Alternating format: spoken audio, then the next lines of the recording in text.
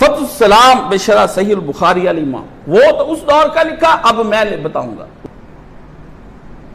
حضرت عمار کی حدیث جو ہے وہ اس کے اندر ہے کہ نبی پاک صلی اللہ علیہ وسلم نے ایک دن دیکھا کہ عمار کی مسجد بنانے کا ذکر کیا تو کہا ایک ایک کچی اینٹ اٹھاتے، حضرت عمار مسجد نبی بنانے کے لیے 2 اینٹیں اٹھاتے، شوق سے کہ اللہ کا گھر بنے، مارے کھائیں تھی۔ جس بندے کو مدرسہ بنانا ہوتا ہے مسجد میں خود اس مدرسے کی بیمار ہوتا تھا، خود اینٹیں اٹھا کے لگاتا تھا کہ کل کو لگی ہوئی اینٹیں میرے کام آئیں گی۔ اللہ کہے گا کاشف تو نے کیا کیا؟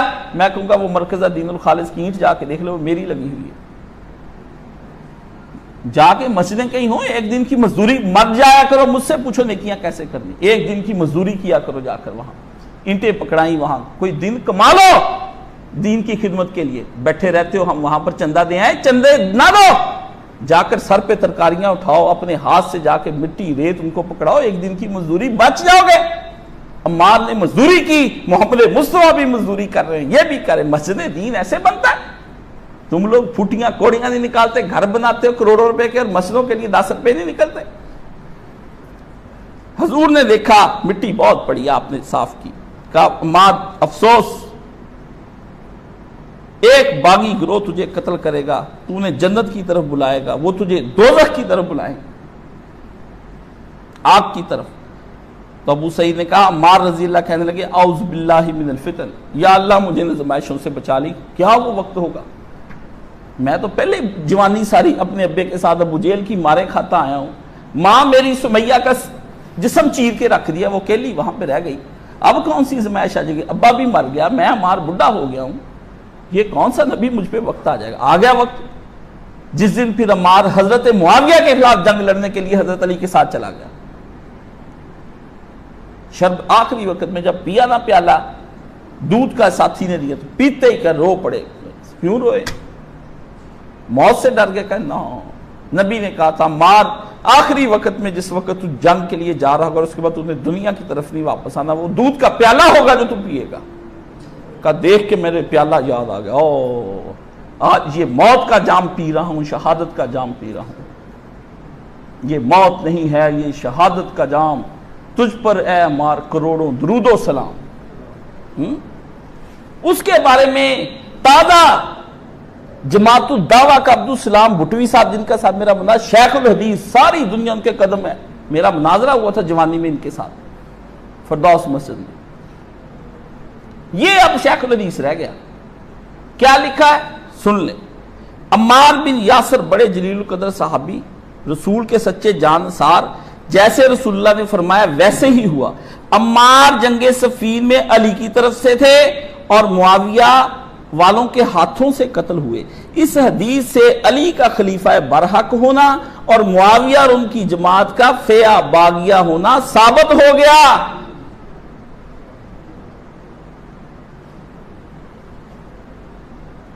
اور حضرت کا پھر آگے بہانے شروع کر دیتے کہ نہیں جی وہ اجتہادی غلطی ہوگی ایسے ہوگا، ٹھیک ہے نا، لیکن فیہ باغیہ یہ اب کیا کہتے ہیں سارے حافظ زبیر اور دوسرے وہ عتیق الرحمن علوی جس نے محمد علی مرزا کا رد کر کے پمفلٹ نکالا ہے، نہیں جی وہ کوئی اور تھا، مسلم شریف میں تبدیلیاں، ہر جگہ تبدیلیاں، نہیں جی وہ باغی، اس نے کہا باغی تھا باغی، لیکن اللہ ان کو معاف کر دے گا۔ کیا؟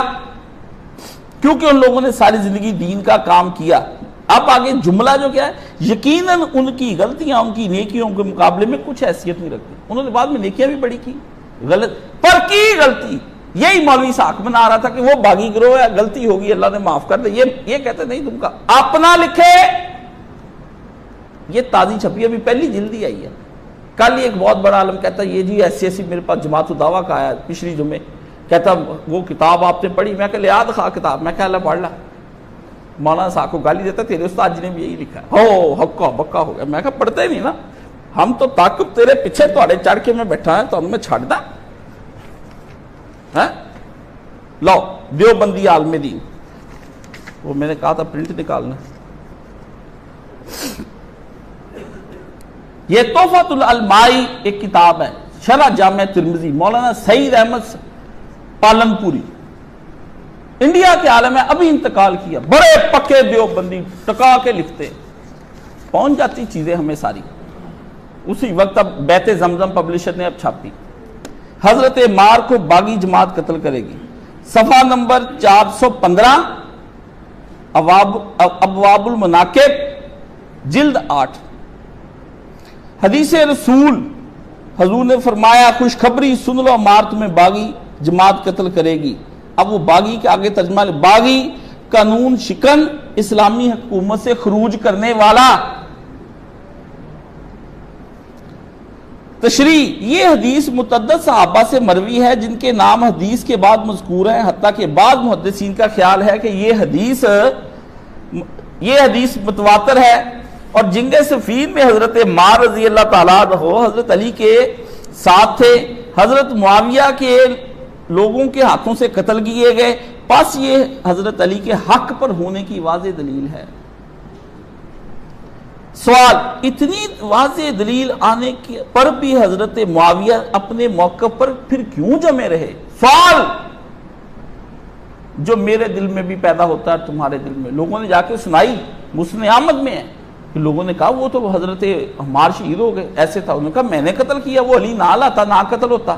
علی نے کہا وہ پھر حمزہ کو بھی رسول پاک ہی لے گئے تھے۔ بندے نے سوال کیا کہ استاد جی اتنا واضح موقف، اب سن لے، میں تو نہیں کہتا، مولوی کہتا جو کچھ کہتا ہے، مجھے نہ کل کسی نے کہنا بھی تم نے یہ بات کہی ہے، جیسے میرے استاد جی کو کہتے تم نے بات کی، گستاخ ہے، اس کو گولی مار دو، ایسے کر دو ویسے کر دو۔ وہ تو چلو آنی جو بھی آنی، لیکن یہ اس بات پہ نجائز بھی نہیں مارنا چاہیے۔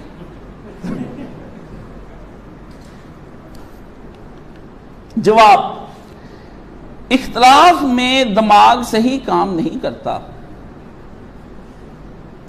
آدمی اپنے عمل کی کوئی نہ کوئی تعویل کر ہی لیتا ہے، چاہے وہ کتنی ہی لچر کیوں نہ ہو۔ جیسے منکرین اسلام کی سمجھ میں اسلام کی حقانیت نہیں آتی، وہ شرک کی تعویلیں کرتے ہیں، اسی طرح جب حضرت معاویہ سے یہ بات ذکر کی گئی کہ عمار ہماری فوج کے ہاتھوں مارے جا چکے ہیں اور نبی علیہ السلام نے یہ فرمایا ہے، تو حضرت معاویہ نے تعویل کی کہ ہم نے عمار کو نہیں مارا، علی نے مارا، وہی ان کو اپنے ساتھ لائے اور وہی اس کے قتل کے ذمہ دار ہیں۔ اوپر کیا لکھا؟ اختلاف میں آدمی کا دماغ صحیح کام نہیں کرتا، آدمی اپنے کسی نہ کسی برے عمل کی کوئی تعویل کر لیتا ہے، چاہے کتنی ہی لچر کیوں نہ ہو۔